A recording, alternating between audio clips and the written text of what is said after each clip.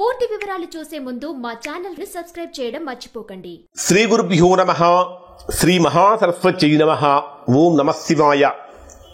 2025వ సంవత్సరం సెప్టెంబర్ నెల 11వ తేదీ నుంచి 20వ తేదీ వరకు కన్యా రాశిలో జన్మించినటువంటి వారి యొక్క గ్రహస్థితులు, రాశి ఫలితాలు ఏ విధంగా ఉంటాయి? అసలు కన్యా రాశి వారికి ఈ సెప్టెంబర్ 11 నుంచి 20 వరకు లాభమా నష్టమా, ఏదైనా ప్రతికూలతలు ఉన్నాయా, గ్రహస్థితులు ఏదైనా పూర్తిగా ఇబ్బంది పెట్టేటటువంటి విధంగా ఉందా, లేదా జెట్ స్పీడ్తో దూసుకుని వెళ్తారా అనేటటువంటి విషయం మనం పరిశీలిద్దాం. ప్రధానంగా తీసుకుంటే కన్యా రాశి వారికి రాశ్యాధిపతి ఎవరు అంటే బుధుడు. మీ రాశ్యాధిపతి అయినటువంటి బుధుడు మీ రాశికి ఎక్కడ సంచరిస్తున్నాడంటే 15వ తేదీ ఉదయం 11 గంటలకి కన్యా రాశిలోకి ప్రవేశిస్తాడు. అంటే 15వ తేదీ ఉదయం 11 గంటల వరకు కూడా మీ జన్మరాశికి 12వ స్థానమైనటువంటి వ్యయస్థానంలో సంచరిస్తాడు. అంటే బుధుడు అంటే ఎవరు? బుద్ధికారకుడు. మన ఆలోచనలకు, తెలివితేటలకు, మనలో ఉండేటటువంటి సునిశ్చితమైనటువంటి దృష్టికి, వీటన్నిటికీ కూడా ప్రధాన కారక గ్రహం ఏమిటి అంటే బుధుడు.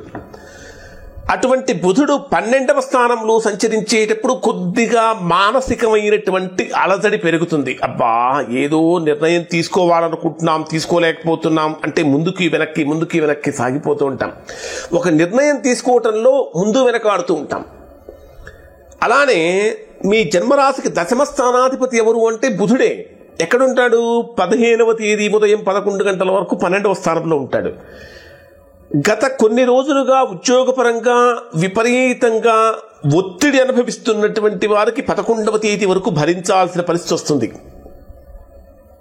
ఆ తరువాత 15వ తేదీ ఉదయం 11 గంటల తర్వాత ఎప్పుడైతే బుధుడు మీ జన్మరాశిలోకి ప్రవేశిస్తాడో, ఇప్పటిదాకా మీరు ఉద్యోగపరంగా కానీ, వ్యాపార పరంగా కానీ, ఆర్థికంగా కానీ, లేదా విపరీతమైనటువంటి మానసికమైనటువంటి ఆందోళనలతో కానీ ఎవరైతే తీవ్రంగా ఇబ్బంది పడుతూ ఉన్నారో అటువంటి వారికి ఆ దుష్ఫలితాలన్నీ కూడా తొలగిపోతాయి.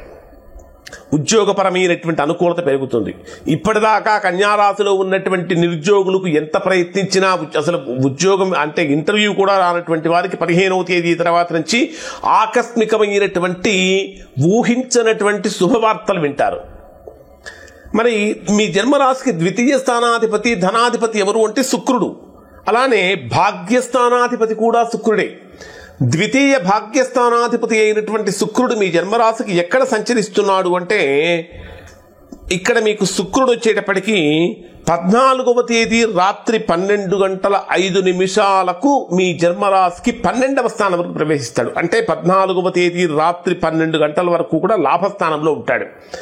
14వ తేదీ వరకు ఆర్థికంగా బానే ఉంటుంది, వ్యాపార పరంగా బానే ఉంటుంది, పెద్దవాళ్లతో తండ్రి తరపు బంధువులతో బానే ఉంటుంది, వ్యాపారపర లాభాలు ఉంటాయి. కానీ 14వ తేదీ రాత్రి నుంచి ఎప్పుడైతే శుక్రుడు మీ జన్మరాశికి 12వ స్థానమైనటువంటి వ్యయస్థానంలోకి ప్రవేశిస్తాడో అప్పుడు ఏం జరుగుతుందంటే, స్త్రీ మూలకమైనటువంటి కష్టాలు కానీ, స్త్రీ మూలకమైనటువంటి సమస్యలు కానీ, లేదా స్త్రీ మూలకమైనటువంటి అపవాదులు కానీ, అపనిందలు కానీ ఖచ్చితంగా వస్తాయి. 10 రూపాయలు ఖర్చు పెట్టవలసిన చోట 20 రూపాయలు ఖర్చు కనిపిస్తూ ఉంటుంది. అధికమైనటువంటి ఆడంబరాలకు పోయి ఎక్కువగా డబ్బు ఖర్చు చేయాల్సిన పరిస్థితి వస్తూ ఉంటుంది. లేదా మొహమాటానికి పోవటం వల్ల కారణం చేత కూడా ఖర్చు అవుతూ ఉంటుంది. ఇంకొకటి, మీ జన్మరాశికి తృతీయ స్థానాధిపతి ఎవరు అంటే కుజుడు. ఎక్కడ సంచరిస్తున్నాడు అంటే, ఈ కుజుడు 13వ తేదీ రాత్రికి తులారాశిలో ప్రవేశిస్తాడు. అంటే 13వ తేదీ వరకు మీ జన్మరాశిలో ఉంటాడు. ఎప్పుడైతే వాక్స్థానంలో కుజుడి యొక్క ప్రభావం అనేటటువంటిది వస్తుందో, మన కోపమే మనకు శత్రువుగా మారుతుంది. తన కోపమే తన శత్రువు, తన శాంతమే తనకు రక్ష అన్నటువంటి ఆ సూక్తిని మీరు ఇక్కడ కన్యారాశి వారు గుర్తుపెట్టుకోవాలి. 2వ స్థానంలో కుజుడు వచ్చినప్పుడు వాక్ పటుత్వం పెరుగుతుంది. అంటే మాట్లాడేటటువంటి మాటలు ఆత్మవిశ్వాసంతో ఉన్నప్పటికీ ఎదుటి వారిని బాధించేటటువంటి విధంగా ఉంటాయి. అటువంటివి జరగకుండా చూసుకోవాలి. కానీ బంధుమిత్రుల యొక్క సహాయ సహకారాలు, ముఖ్యంగా చెప్పాలంటే తల్లి తరపు బంధువుల నుంచి, మేనత్తల నుంచి, మేనమామల నుంచి కన్యారాశి వారు సంపూర్ణమైనటువంటి సహాయ సహకారాలు పొందుతారు. అలానే నిరుద్యోగులుగా ఉన్నటువంటి వారి ప్రయత్నాలు ఫలిస్తాయి. కానీ వివాహ ప్రయత్నాలు చేసుకునేటటువంటి వారికి మాత్రం ఈ మాసంలో అంత గొప్పగా ఉండదు. వివాహపరంగా ఇబ్బందులు కలుగుతూ ఉంటాయి. కానీ స్వల్పమైనటువంటి అనారోగ్యం కూడా ఉండదు ఈ మాసంలో. ఎందుకంటే చాలా కాలం నుంచి అనారోగ్యంతో బాధపడినటువంటి వారికి కూడా ఆరోగ్యం మెరుగుపడుతుందని చెప్పాలి. ఇప్పుడు కొత్తగా వ్యాపారాలు ఏదైనా ప్రారంభం చేయడానికి శుక్రుడు 12వ స్థానంలో సంచరించేటప్పుడు నూతన వ్యాపారానికి ఇది అనుకూలమైన సమయం కాదు. మరి డేవైజ్గా కనుక తీసుకుంటే 11వ తేదీ నుంచి 20వ తేదీ వరకు ఇది వీరికి మంచి జరుగుతుందా చెడు చేస్తుందా? ఏం చేస్తుంది అంటే 11వ తేదీ ఉదయం నుంచి 12వ తేదీ సాయంత్రం 5:32 వరకు ఉన్న సమయం ఇది అబ్బా ఏదో ఇబ్బంది పెడుతున్నదే, అసలు ఎక్కడ అంటే ఏ పని చేయలేకపోతున్నాము, ఏదో చేద్దామనుకుంటాం, ఒకటి చేద్దామనుకుంటాం మరొకటి చేస్తున్నాం, చెయ్యాలనుకుంటుంది ఒకటి చేసేది ఒకటి, అనుకున్నది ఒకటి అయ్యేది ఒకటి. ఆర్థికంగా డబ్బు చేజారిపోతుంది, లేదా రావాల్సినటువంటి డబ్బు చేతికి రాకుండా శత్రుత్వం వస్తుంది.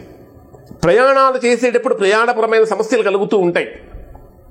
ఒక రకంగా చెప్పాలంటే ఇక్కడ 11వ తేదీ ఉదయం నుంచి 12వ తేదీ సాయంత్రం వరకు పెద్దగా ఏమీ చేయటం కన్నా కూడా, ముఖ్యమైనటువంటి అగ్రిమెంట్స్ కానీ అవి చేసుకోవటం కన్నా కూడా చేయకుండా ఉండటమే ఉత్తమం.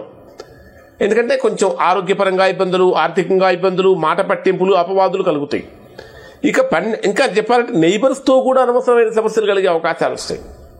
12వ తేదీ సాయంత్రం 5:30 నుంచి ఇక కన్యారాశి వారికి మొదలవుతుంది. ఇది అద్భుతమైనటువంటి గ్రహయోగాన్ని సూచిస్తుంది. అంటే విపరీతమైనటువంటి రాజయోగంలాగా మారుతుంది. అంటే నిజంగా మనం రాజులు కాము కానీ అలా అనిపిస్తుంది. కారణం ఏమిటంటే 12వ తేదీ సాయంత్రం 5:30 నుంచి 14వ తేదీ రాత్రి 8:05 వరకు అన్ని విషయాలలో బాగుంటుంది, ఒక్క విషయంలో తప్ప. అంటే ఆర్థికంగా బాగుంటుంది, రావాల్సిన ధనం వస్తుంది, పెద్దవాళ్ళ యొక్క సహాయ సహకారాలు ఉంటూ ఉంటాయి. ముఖ్యంగా చెప్పాలంటే లాంగ్ జర్నీకి అంటే లాంగ్ డ్రైవ్కి వెళ్ళాలనుకునే వారికి అనుకూలంగా మారుతుంది. ఇంకా చెప్పాలంటే విదేశీ ప్రయాణం కోసం చేసే వారికి అనుకూలంగా మారుతుంది. అన్ని రకాలుగా అనుకూలమే. కానీ ఎవరికి ఇబ్బంది అంటే ప్రేమికులుగా ఉన్నటువంటి వారు విడిపోవటానికి అవకాశాలు వస్తాయి. కాబట్టి జాగ్రత్తలు పాటించండి. ఇక 14వ తేదీ రాత్రి 8:05 నుంచి ఇక 19వ తేదీ ఉదయం 7:06 వరకు ఉండేటటువంటి సమయంలో ఉద్యోగపరంగా కానీ, వ్యాపార పరంగా కానీ, ఆర్థికంగా కానీ అనేక రకాలైనటువంటి విషయాల్లో చాలా బ్రహ్మాండమైనటువంటి ఉత్సాహంతో పనిచేస్తారు. అంటే ఆత్మవిశ్వాసంతో, ఆత్మ నిగ్రహంతో పనిచేస్తారు.